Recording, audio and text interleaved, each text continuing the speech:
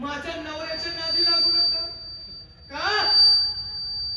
तुम्ही तुमच्या प्रपंचात जावा, तुमची मुलं बाळ पहा, तुमची शेती पहा, तुमचा व्यवसाय पहा, विनाकारण तुमच्या संसाराची राख रांगोळी करू नका.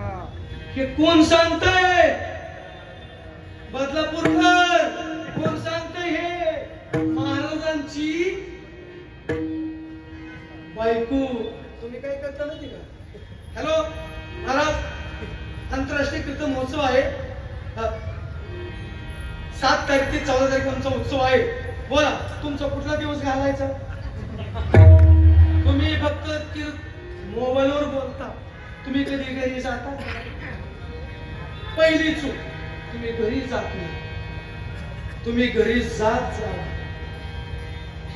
महाराजांचं कसं असतं, इकडं आल्या बाहेर मी वांग खात नाही, मला बटाटा चालत नाही, घरी बायको तांब्या भरून देत नाही.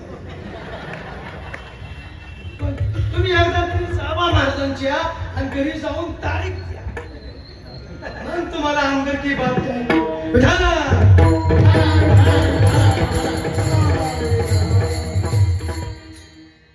मी माझं सांगत नाही, तुम्ही चुकीचा अर्थ करता. होत्या तर पण पतिव्रतेचं व्रत पाहावं त्यांच्याकडे. तुकोबऱ्यांच्या धर्मपत्नी होत्या कडक. महाराज, पत्नीने पतीला जीव घातल्याशिवाय कधीच जेवल्या नाही. कोण? जिजाऊ जीव घातल्याशिवाय कधी जेवत नव्हत्या. तुकाराम महाराज ज्या वेळेस आपल्या घरातून विधिवत पूजावर करून बाहेर पडायचे, त्यावेळेस देहूच्या पुढं आल्यानंतर 3 रस्ते फुटतात. 3. एक भंडारा डोंगरावरती, एक गोरड्यावरती आणि एक रामचंद्रावरती. 3 रोड फुटतात. कुठं जातो हे सांगत नव्हते तुकाराम महाराज. बरोबर 11 वाजता न्यारी बांधायची, त्या रोड वरती यायच्या आणि त्या रोड वरती रामचंद्राकडं जो रोड आहे त्या रोडला असं कान लावायचं. जर तिकडून विठ्ठल विठ्ठल आवाज आला की समजायचं आपलं गिऱ्हाईक विठाला.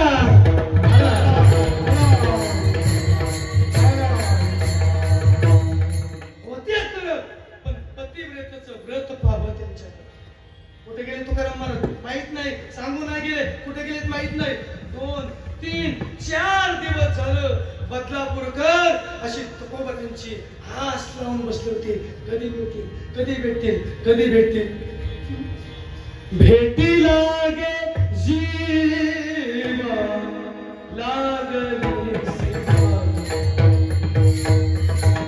भेटी लागे जीवा लागली सेवा,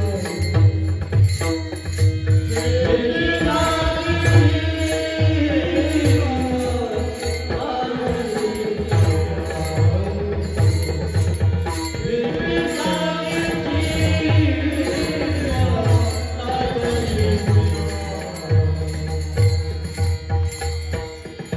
रणदिवा